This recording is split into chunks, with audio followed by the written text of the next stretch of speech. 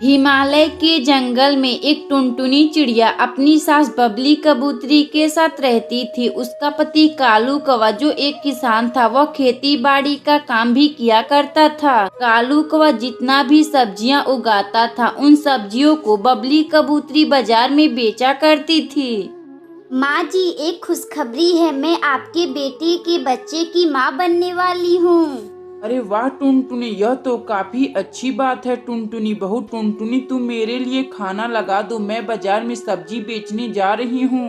फिर टुनटुनी चिड़िया अपनी सास बबली कबूतरी को खाने के लिए खाना दे देती है। बबली कबूतरी खाना खाकर अपने बेटे कालू कौवा से बोलती है, कालू बेटा, तुम मेरी बहू टुनटुनी चिड़िया का इलाज एक अच्छे से अस्पताल में करवा देना। अब मैं बाजार में जा रही हूँ, तुम मेरी बहू टुनटुनी चिड़िया का ख्याल रखना। इतना बात कहकर बबली कबूतरी बाजार में सब्जी बेचने चली जाती है। बबली कबूतरी के जाने के बाद कालू कौवा अपनी पत्नी टुनटुनी चिड़िया को लेकर अस्पताल में जाता है।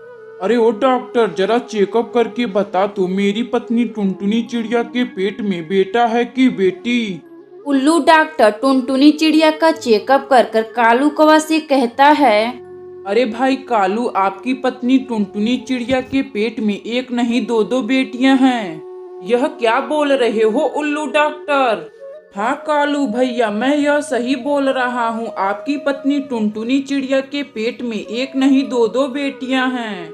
फिर कालू कौवा अपनी पत्नी टुनटुनी चिड़िया को लेकर अपने घर आता है और पूरी बात अपनी माँ को बताता है। बाप रे, यह कुलच्छनी एक नहीं दो बेटियों को लेकर अपने पेट में घूम रही थी। सोचा था कि टुनटुनी एक बेटे को जन्म देगी। मेरे सभी सपनों पर तो पानी फिर गया। इसी तरह 2 महीने गुजर जाते हैं। इसी बीच टुनटुनी चिड़िया 2 अंडा देती है। कालू, यह अंडे कहीं जाकर फेंका। मेरे घर में बेटियां नहीं चाहिए, मुझे बेटा चाहिए।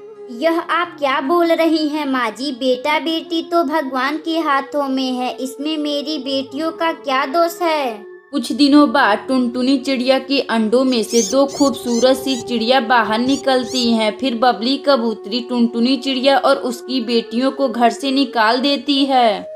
माँ, दादी ने हमें घर से क्यों निकाल दिया? पापा ने भी दादी को कुछ नहीं कहा। माँ, दादी और पापा बहुत गंदे हैं। माँ, बेटी पिंकी और सुनहरी ऐसा नहीं कहते, वह लोग तुमसे बड़े हैं।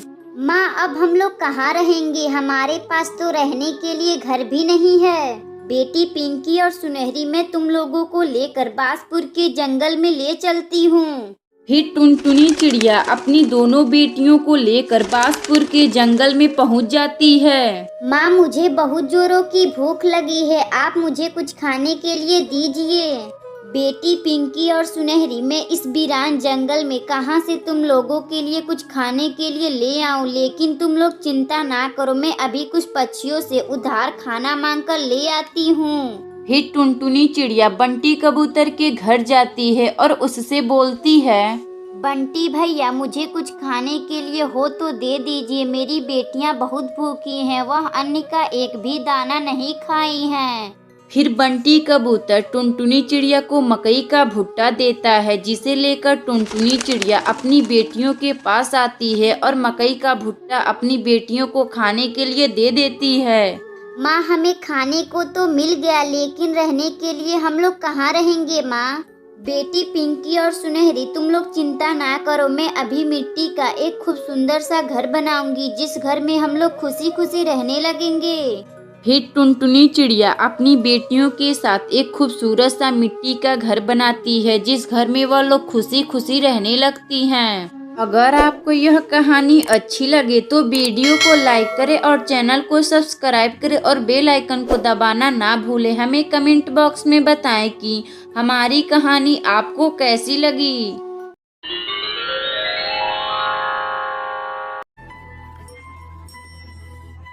रामपुर के जंगल में एक टुनटुनी चिड़िया अपनी 2 बेटियों के साथ रहती थी। एक का नाम पिंकी था और छोटी बेटी का सुनहरी नाम था। टुनटुनी चिड़िया का पति कालू कौवा का बहुत पहले ही एक सड़क दुर्घटना में मौत हो चुका था। उस दिन से टुनटुनी चिड़िया अपनी दोनों बेटियों के साथ अकेली रहा करती थी। गर्मियों का मौसम चल रहा था। टुनटुनी चिड़िया की बड़ी बेटी पिंकी खा पी कर के सो गई थी और वहीं टुनटुनी चिड़िया की छोटी बेटी सुनहरी चिड़िया अपनी माँ की गोद में बैठकर लोरी सुन रही थी।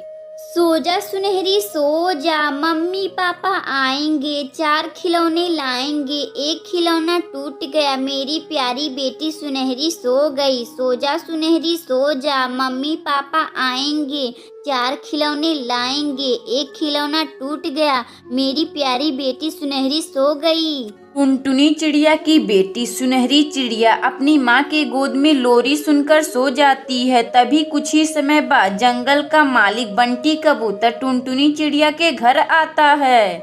दरवाजा खोलो चिड़िया, दरवाजा खोलो वरना दरवाजा तोड़ दूंगा, जल्दी खोलो टुनटुनी दरवाजा। टुनटुनी चिड़िया अपनी मालिक का आवाज सुनकर वह दरवाजा खोल देती है। तभी बंटी कबूतर टुनटुनी चिड़िया से बोलता है, टुनटुनी तुम्हें कुछ पता भी है? आज 2 महीने हो गए, तुमने मेरा मकान का किराया नहीं अभी तक दिया है। जल्दी यह तुम मेरा घर खाली कर दो और एक भी सामान नहीं लेकर जाना है। मालिक अभी तो मेरे पास एक भी पैसे नहीं है, बस यह 100 रुपए हैं, आप इसे रख लीजिए और हमें घर से मत निकालिए, हम पे दया कीजिए।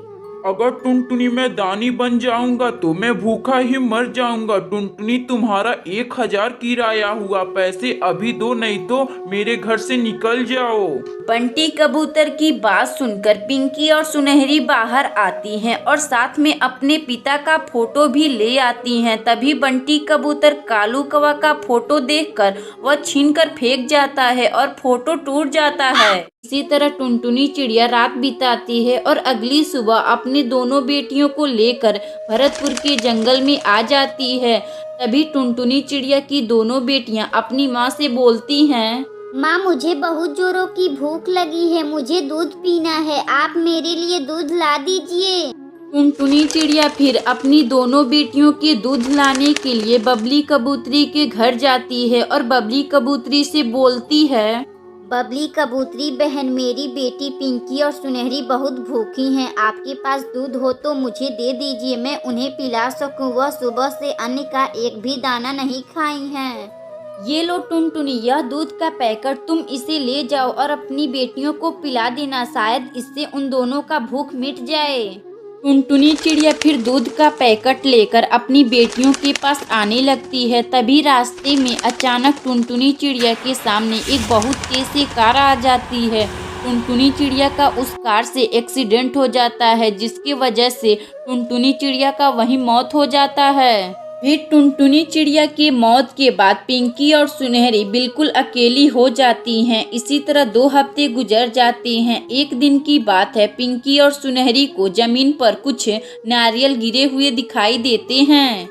दीदी गर्मियों का मौसम चल रहा है, क्यों ना हम लोग इस नारियल पानी को इकट्ठा करते हैं और इसे बेचना शुरू कर देते हैं। फिर वह दोनों बहनें नारियल पानी बेचना शुरू कर देती हैं। मात्र कुछ ही दिनों बाद वह दोनों बहनें नारियल पानी बेचकर कुछ पैसे इकट्ठे कर लेती हैं और अपने लिए एक नया घर खरीद लेती हैं, जिस घर में वह लोग खुशी खुशी रहने लगती हैं। अगर आपको यह कहानी अच्छी लगे तो वीडियो को लाइक करें और चैनल को सब्सक्राइब करें और बेल आइकन को दबाना ना भूलें। हमें कमेंट बॉक्स में बताएं कि हमारी कहानी आपको कैसी लगी।